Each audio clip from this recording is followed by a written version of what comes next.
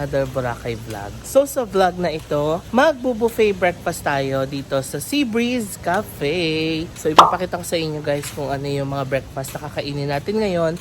Kasama ko na si Mama at Papa. Ayan. iPhone ang gamit ko kasi itong G7X ko. Nagpa-fog pa kasi nga galing sa aircon, ang lamig ng kwarto, diba? Good morning! Morning! Good morning, Boracay! Morning! Ang hindi nakapaglakad. Plano ni Papang maglakad sana kaninang umaga. Anong oras ka lumabas? 5. Alas 5, lalabas na dapat siya kaso umuulan kaninang umaga kaya hindi siya nakalakad-lakad. Gusto niya maglakad-lakad ng ganong oras kasi nga 'di ba? Sabi ko sa inyo masarap maglakad dito sa umaga. Okay guys, so tignan natin kung ano yung mga food natin dito ngayon. I'm so excited to eat. So, ginamit ko ulit yung iPhone ko kasi kapag mga ganitong filming na puro dilaw yung ilaw, mas maganda pag iPhone. Bread pudding. Tapos, ito yung waffle. Wala pa yung French toast, guys. Ito yung champurado nila, guys. Pero parang ube champurado. Oh, wow! Something different naman. Yay! I'm so excited to try that. Yan talaga yung unang hinanap ko, no? Tapos ito yung fruit section. May apple, watermelon, banana, tapos papaya, sweet melon. May kimchi din sila. Tapos fruit and gelatin salad. Ito mga pickled mango, papaya, garlic, olives. Ang salad siya. Salad station siya. Tapos ito yung lugaw. So yung lugaw nila nakahiwalay dun sa champurado, no? Di ba usually magkatabi to? So andito yung lugaw, andun yung champurado sa kabila. Okay, pastry section guys, our favorite. Parang masarap, hello po. Parang masarap pag champurado with ube cheese, pandesal. Diba? May noodles soup section din sila. So pipili ka ng noodles, tapos kukuha ka ng mga ilalagay. Tapos may soup. Ito naman, ano to? Cheese platter, tapos butter, and mga jam. Boiled eggs, scrambled eggs. Uy, wala na yung scrambled eggs guys. Tapos fried egg, and then omelette. Tapos yun, ham. So, ito yung bolham guys. With pineapple sauce. Ito yata yung mga mains kasi dito ko nakita yung dami ng pila. Ito yung rice, steamed rice, garlic rice, tapos potato, steamed okra, garlic aioli pasta, pan-fried fish and Thai lemon sauce. Wow, sarap naman. So, yan. Siyempre, chicken sausage, pork adobo, caldereta na adobo, no?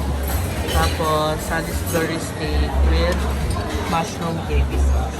Tapos, ito na yung champurado area. Ayan na yung mga assorted dried fish. And champurado. So, ayan na. I guess na-cover ko naman, no? Familiar na kayo dito, guys, kasi nakapag-buffet na tayo dito. Dinner buffet. So, yan, nakalatag yung mga pagkain. Tapos, tables. Sa labas, doon kami umupo last time sa may pool area. Tapos, ay, ito pala yung juice. So, kung gusto nyo ng juice, meron din. And, ano to? Iced tea, yata. Tapos water. Ayan na, na-refill na yung French toast bars and waffles. Pancake, at syempre syrup. Tapos kukuha kayo ng scrambled eggs doon sa kabila. Bagong refill yung scrambled eggs. Ang saya, kuha na tayo. Ayan, so good morning guys. Meet ko si Sir Manny from the UK. Thank you. So 3 days daw siya dito sa Boracay. So enjoy po kayo dito. Thank you po. Yeah. Wala pa sila sis kasi nga tulog pa si baby. Maaga pa kasi guys. 6:30 kami lumabas ng kwarto. Eh usually ang gising kasi nila 8 to 9 ganyan. Nauna na kaming mag-breakfast na muna dito. Kain tayo. So itong food natin guys. We have fried rice, plain rice, fried egg, scrambled egg, ham, sausage, steak, and fish. Okay, ham and fried rice. Ang sarap ng ham, ang lambot. Bagay na bagay siya sa fried rice. Tikman naman natin yung steak. Sarap din. Siyempre, we have our ice black. No sugar. Panalo yung ham guys, napakalambot, ang sarap. Hi! Oh, come on! Tara! Nico. Ayan, hi Nico and Krishan, hi! Nice meeting you here. Lahat ng activities namin and kung saan kami sa Boracay dahil sa'yo. Oy, thank you! Enjoy kayo! Nakakatuwa sila kasi OFW pala siya sa Singapore and bago daw siya umuwi, pumunta daw siya ng Mustafa, bumili daw siya ng mga chocolates, ganyan. And nakilala din niya si Papa kasi nga napanood lang yung Singapore tsaka si Mama yung sa Boracay vlog natin. So ayun, maraming salamat sa inyo guys and enjoy your time here sa Boracay. Thank you! So ngayon, kukuha pa ako ng konting fried rice lang tsaka ham. Nabitin ako sa ham, grabe. 3 piraso lang kinuha ko. Dapat pala 5. So kuha tayo ng mga 2 to 3 pa tsaka fried rice. Babilang na bilang kasi nire-reserve ko sa champurado. Dahil magcha-champurado pa tayo. Yan sila Papa, tapos na sila kumain. Dami nilang fruits. Yan, kumuha ulit tayo guys ng fried rice and ham. Napasama yung pandesal. Mamaya pa dapat yan. Pero kumuha na ako for the champurado. Let's eat again. Ayan sila. Hello. Matamis daw yung apple juice pala yun. Hindi pala siya iced tea. So napakasarap nung ham. Naubos ko na guys. Yung konting rice and ham. Ngayon kukuha na tayo ng ating favorite na champurado. Ito pala yung coffee station nila guys. Hi! Thank you! Hi! Okay, kuha na tayo guys sa ating favorite, champurado. So, first time natin itatry ang ube champurado ng Henan. Ay, yung pandesal po yan. Yan, kasi may kinuha tayong pandesal. So, I'm excited to try this ube champurado.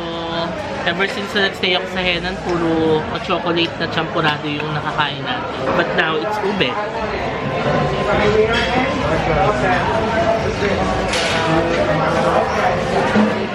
Wow, ang sarap! Kung gaano kasarap yung chocolate champurado, ganon din yung ube. Tsaka lasang-lasa mo yung ube, guys. Sarap! Good morning, Ma'am Michelle! Another glass of iced coffee. Our favorite. Napatawagan, wala pa kalmo. Sila sis, wala pa. Tulog pa yata si baby. Mamaya pa yung bababa. Pero hopefully tomorrow, sabay-sabay naman kayo yung breakfast, no? Tsaka sa susunod na morning.